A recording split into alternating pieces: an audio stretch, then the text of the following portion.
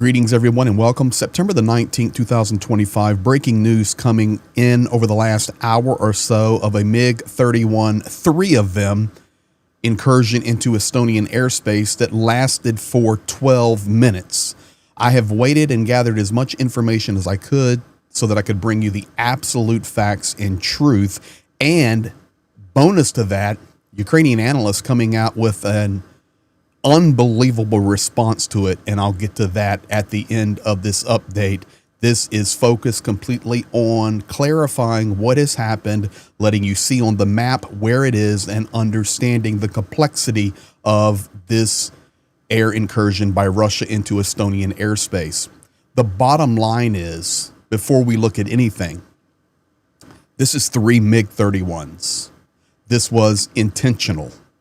Additionally, this is on the heels of drones in Poland, of drones in Romania, of the Poland-Belarus border.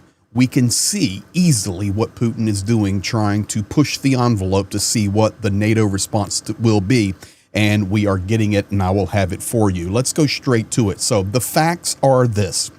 Three Russian MiG-31 fighter jets entered Estonian airspace without permission. That's Reuters. That's so many. It's confirmed many places now. The MiG-31s, capable of carrying hypersonic Kinjal missiles, flew approximately 5 nautical miles deep into Estonian territory on approach line to Tallinn, which is the capital of Estonia. I've been there many, many times. Beautiful city. The three aircraft circled for approximately, ladies and gentlemen, 12 minutes in Estonian airspace, after which NATO then scrambled Italian F-35s to repel the three MiGs and clear the airspace. Now, I want to go to this image here so that you can see and understand clearly. These planes, and we have confirmation, they flew over Lavansari Island, which is right here. So maybe you know or do not know this, but Lavansari Island is actually owned by Russia.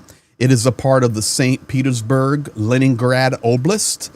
The planes actually flew this direction over Lavansari and then came in to Estonian airspace this way.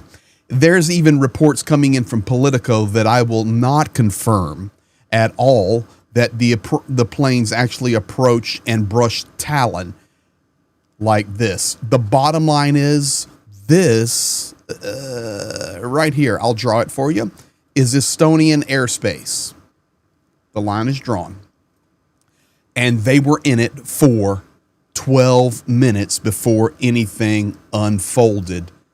Additionally, some more facts. The aircraft had no flight plans, and their transponders were turned off. At the time of the violation, the aircraft also had no two-way radio communication with Estonian air traffic control services.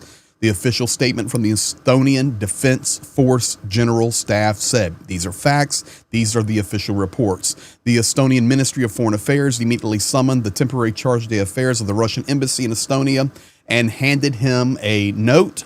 And the General Staff noted that this is already the fourth violation of Estonian airspace by Russian aircraft this year. Now, at the bottom right, you see I have the Ukrainian flag there and the red alarm. Why do I have that there? Because these are MiG-31s, three of them. And on the previous slide, I shared with you that they are carriers of the Kinjal. So inside Ukraine, anytime a MiG-31 takes off from the airport and it looks like it is on a run for Ukraine, at that very second, all of Ukraine, from the east to the west, the north to the south, goes red under air alarm because the Kinjal missiles that these carry are hypersonic. And although not so accurate, they are devastating and very difficult to stop, even with Patriot systems from the United States. So imagine that all of Ukraine goes under air alarm as soon as the MiG goes into the air. Now, if I go back to the map, I will just show you the difference in size between Estonia and Ukraine, and you will have a little bit better understanding. Here is Estonia. Very small nation. This is Ukraine. you can see the difference in size. As soon as the MiG goes in the air, all of Ukraine goes red. So if you have 3 MiGs up here, transponders off, could they have released Kinjals? Absolutely. Would there have been any stopping them? Absolutely not. So this is just a pushing of the envelope, and I'm looking forward to seeing your comments on what your thoughts are in regard to this. Now, let's take a little bit deeper. We do have an official response from NATO. Earlier today, Russian jets violated Estonian airspace. NATO responded immediately. Baloney. The planes were in the air 12 minutes. I call baloney on that, and intercepted the Russian aircraft. This is yet another example of reckless Russian behavior and NATO's ability to respond. I would rephrase that and say earlier today, Russian jets violated Estonian airspace. NATO responded as fast as possible. It took us about 12 minutes, and we did intercept the Russian aircraft with Italian F-35s. And yes, this is yet another example of reckless Russian behavior and NATO's inability to respond. I think that's the better way we should be giving that. This is from Kaya Kallas. She says, today, violation of Estonian airspace by Russian military aircraft is an extremely dangerous provocation. The reason she's writing that, guys, is it's the MiG-31s that can carry Kinjals. Transponders off, no comms. This marks the 3rd such violation of EU airspace in days. Okay, it's 4 in Estonia total, and further escalates tensions in the region. The EU stands in full solidarity with Estonia. I am in close contact with Estonian government, and you know she is Estonian as well. We will continue to support our member states in strengthening their defenses with European resources. Putin is testing the West resolve. We must not show weakness. 100% spot on. Now, this is where it gets golden. One of my, I don't know if I want to use the word favorite, one of my most trusted Ukrainian analysts that I follow. This guy's one of the best. And I translate his information. I pass it on to you all over the world. Made an incredible point just minutes ago. As I was preparing this information to drop this breaking news, he dropped this note. He said, over the past year, there have already been 4 violations of Estonian airspace by Russian aviation. And I remind you that today this was the MiG-31s for 12 minutes. That's a problem, guys.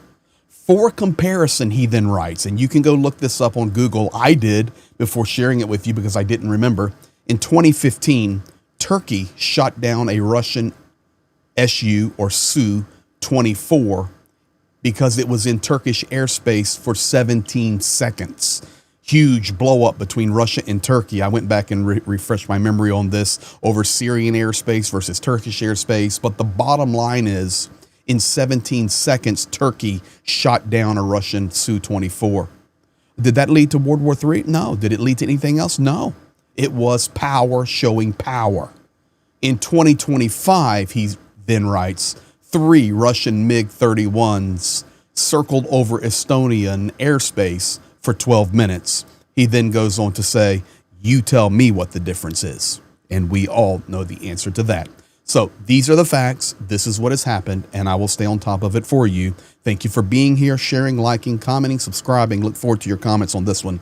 We will be back as soon as needed.